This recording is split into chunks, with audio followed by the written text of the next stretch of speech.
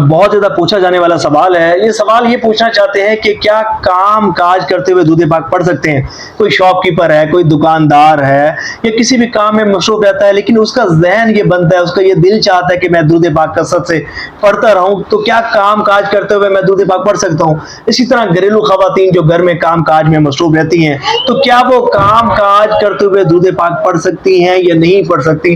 تو بڑا یہ امپورٹنٹ کوسچن ہے، اور بہت زیادہ لوگوں کے ذہنوں میں یہ سوال ہوگا. دیکھیں، ایک بات یاد رکھیے گا کہ بروز قیامت انسان کو سب سے زیادہ حسرت اس گھڑی پر ہوگی جو گھڑی بغیر اللہ کے ذکر کیے گزری ہوگی. تو اللہ کے نیک بندوں کی یہ نشانی ہوتی ہے کہ ان کی زبان پر ہمیشہ اللہ کا ذکر ہوتا ہے، اور وہ بڑا ہی خوش بخت ہوتا ہے، خوش نصیب ہوتا ہے کہ جس کی زبان پر اللہ کا بھی ذکر ہوتا ہے اور اللہ کے حبیب صلی اللہ علیہ وآلہ وسلم کا بھی ذکر ہوتا ہے. میری مراد یہ ہے کہ اس کی زبان پر درود پاک کی کثرت ہوتی ہے.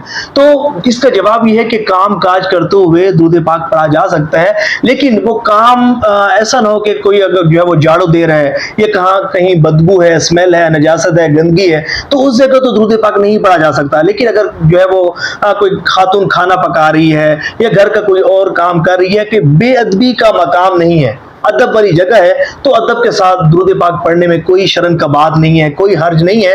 لیکن یاد رہے کہ درود پاک پڑھتے ہوئے حضور نبی پاک علیہ السلام کا تصور بھی رہے، اور کم از کم اتنی بات تو بندے کے ذہن میں ہونی چاہیے کہ میں حضور نبی پاک علیہ السلام کی ذات اقدس پر درود پاک کا نذرانہ پیش کر رہی ہوں. جب یہ بات تصور میں ہوگی، ذہن میں ہوگی، تو درود پاک توجہ سے بھی پڑھا جائے گا، ادب کے ساتھ بھی پڑھا جائے گا، اہتمام کے ساتھ بھی پڑھا جائے گا، اور خشوع خضوع کے ساتھ بھی درود پاک پڑھا جائے گا. ثواب کی نیت سے شیئر بھی کیجیے گا.